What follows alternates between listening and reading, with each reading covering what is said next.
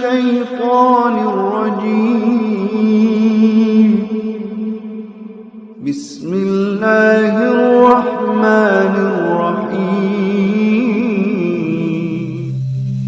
Assalamualaikum warahmatullahi wabarakatuh.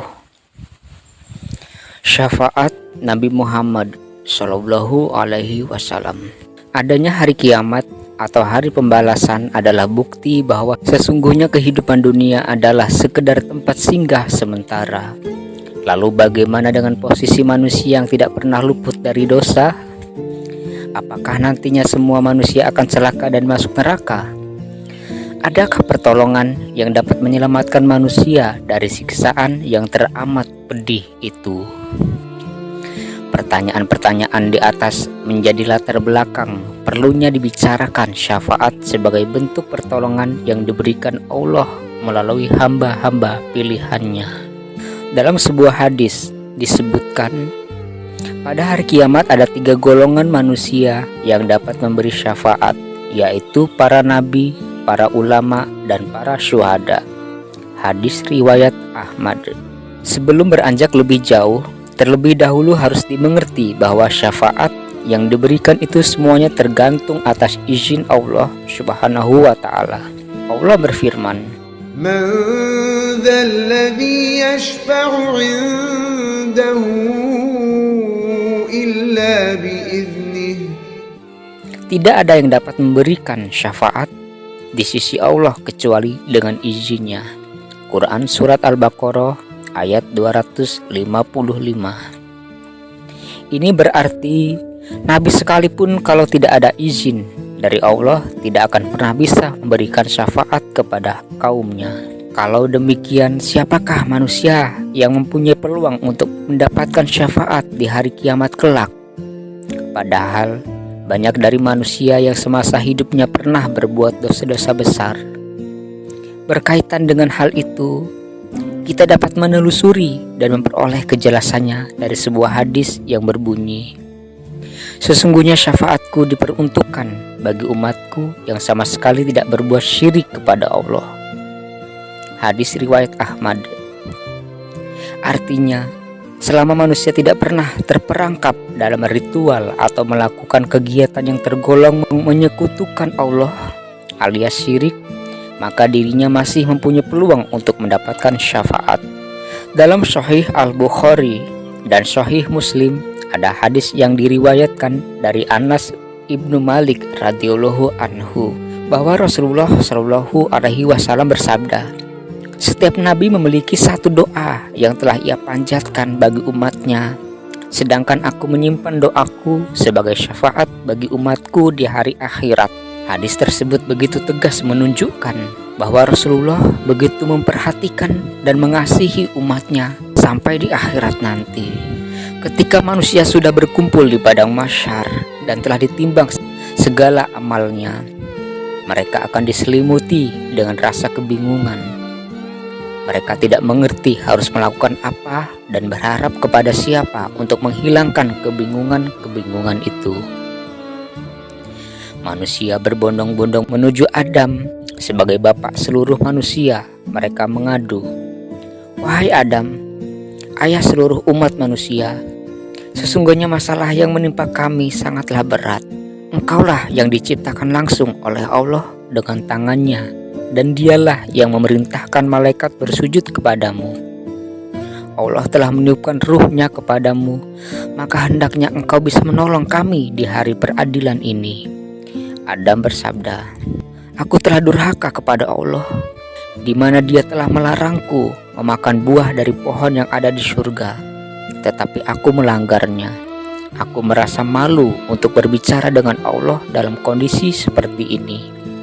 Pergilah kalian kepada Nuh alaihi salam, karena dialah utusan Allah yang pertama. Akhirnya manusia memutuskan untuk pergi kepada Nuh. Wahai Nuh, engkaulah Rasul pertama. Dapatkah engkau melepaskan kami dari kesulitan ini?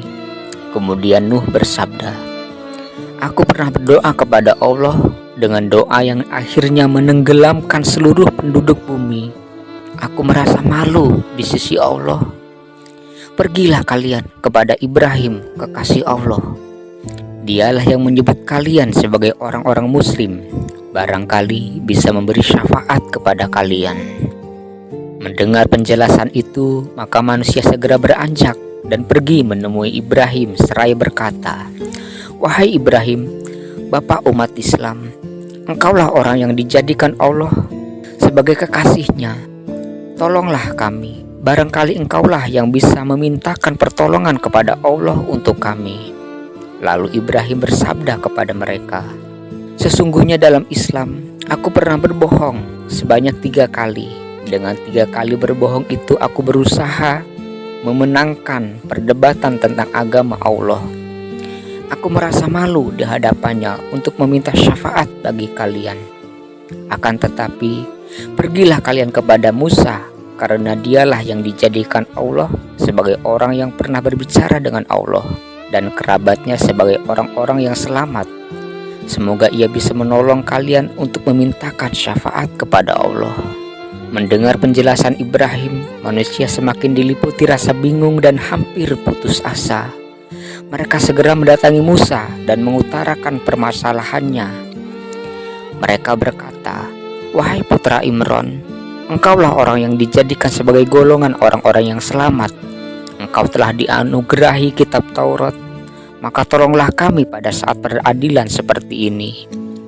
Kemudian Musa bersabda, "Sesungguhnya aku pernah meminta kepada Allah agar menyiksa keluarga Fir'aun dan dijadikan sebagai contoh bagi orang lain.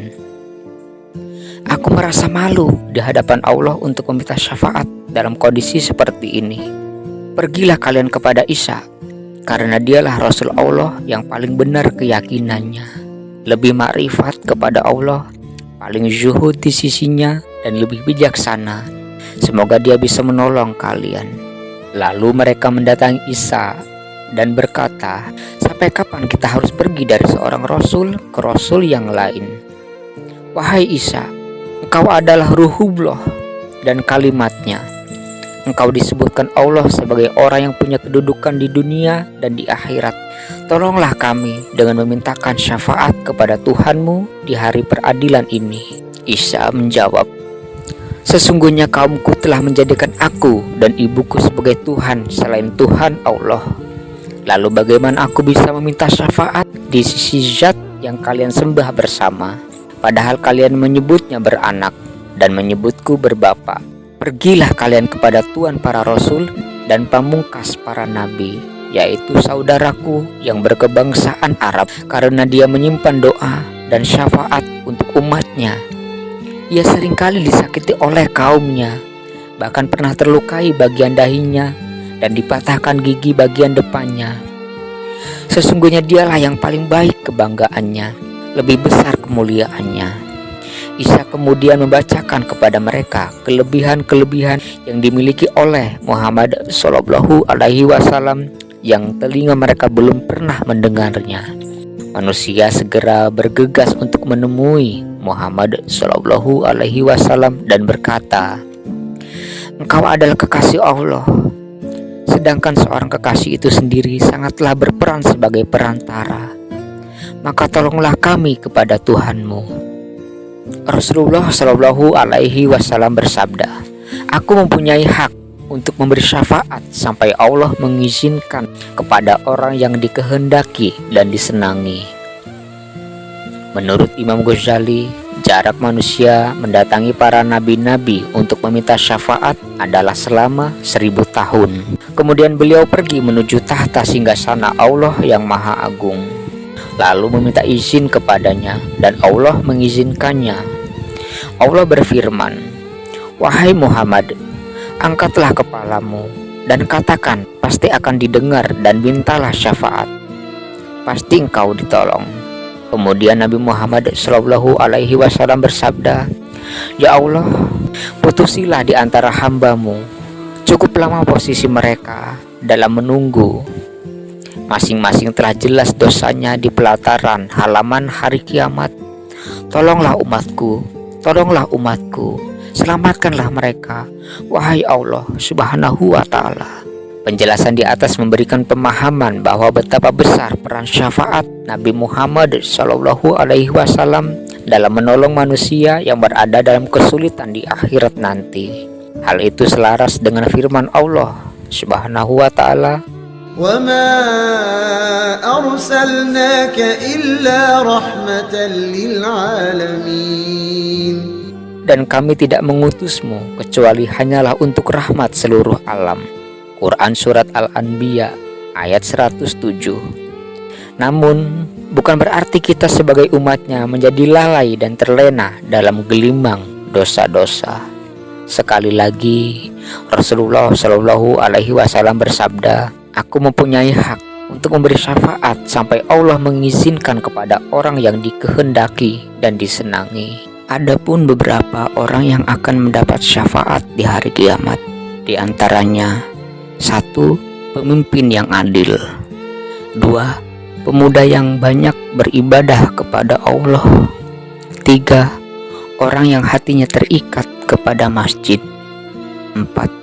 Orang atau lelaki yang diajak berzina tapi menolaknya. 5. 2 orang yang saling menyayangi karena Allah. 6. Orang yang bersedekah secara sembunyi-sembunyi. 7. Orang yang suka berzikir.